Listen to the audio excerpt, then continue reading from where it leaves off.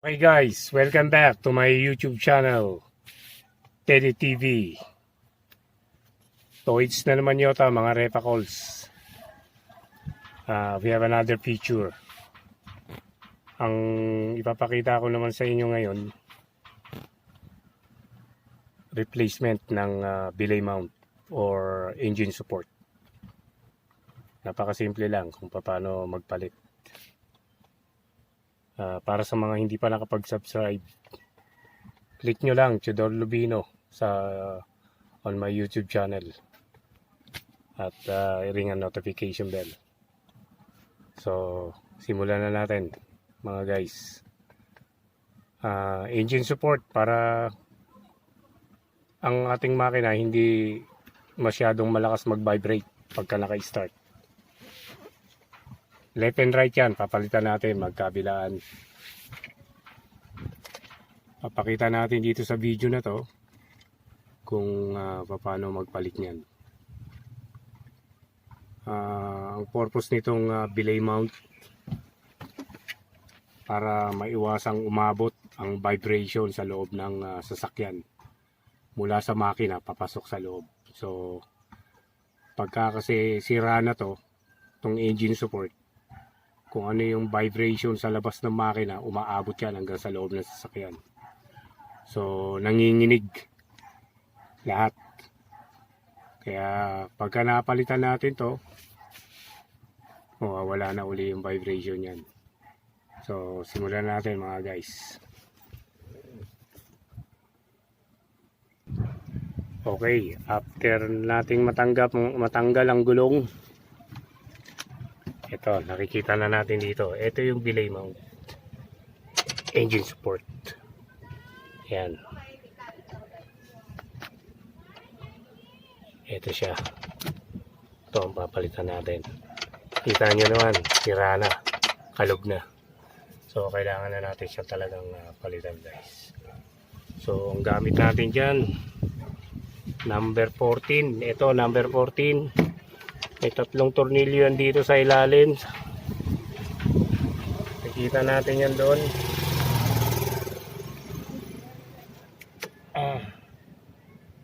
Number 14 yung nasa loob. Ito pala number 19. Ito pala 19. Okay. So simple lang yan guys. Tanggalin natin. Yan. Okay. Log na yan eh.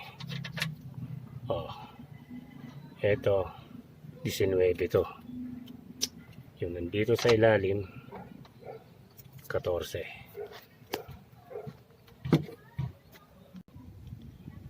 Ito yung bagong engine support na ipapalit natin. Belay mount kung tawagin. Left and right yan. Ito yung sa left. Ito naman yung sa right. Okay. So tatanggalin muna natin yung luma. Okay. Ito yung tornilyo sa ilalim. Yan. Tanggal ko na yung isa niyan.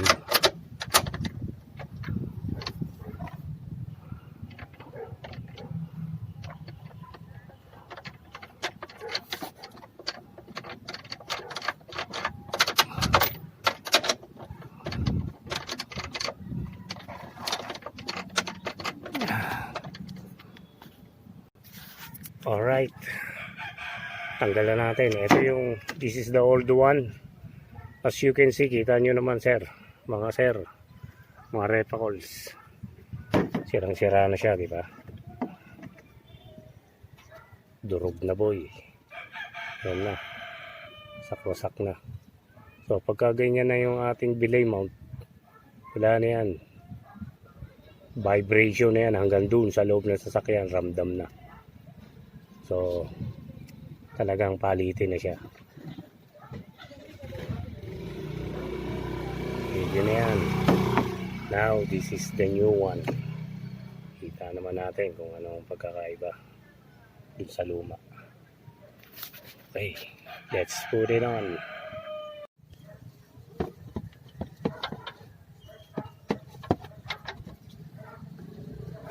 Ayan. Virgin siya ngayon. Medyo mahirap siya ngayon ipasok. Pero pasok natin yan.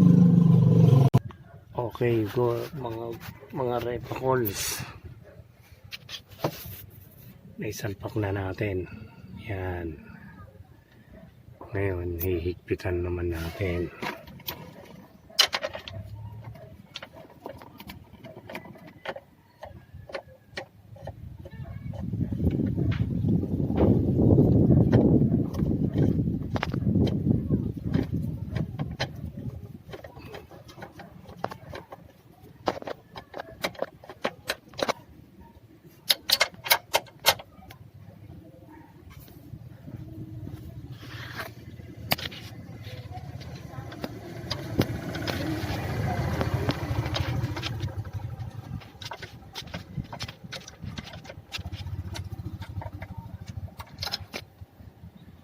Alright, this is it.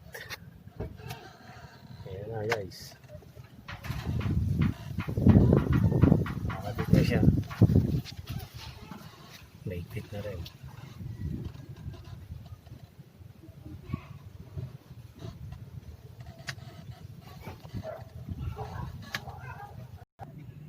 Okay, lipat naman tayo sa kanan.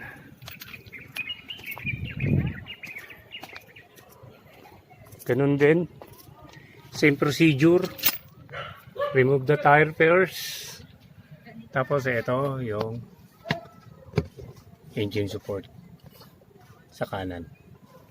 Yan naman ang papalitan natin, same procedure. Tatanggalin natin ito, 19 na sakit na kailangan, tapos number 14. So ganun lang po yun.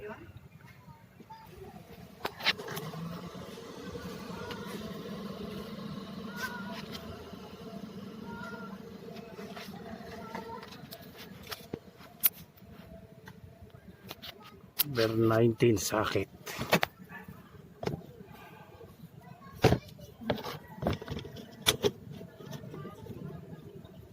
Okay. Okay. This is the right side. Kita nyo naman. Wasak na siya. Ito yung ating pamalit. Get the new one here. Ang pamalit natin. Ayan ang diferensya, di ba mga guys? So, let's put it on. Ang napalitan natin. Tanggal na yun sa kanan. Ito yung kanina sa kaliwa. Wasak na wasak. Kita nyo naman guys, di ba? Alright. Pamalit natin na bago. Alright. Let's do it. Ganun lang kasimple yun. Pagpapalit ng billet mount. So sa mga susunod pa nating features, abangan nyo na lang sa Billet TV on my YouTube channel. So thank you guys. Next time ulit.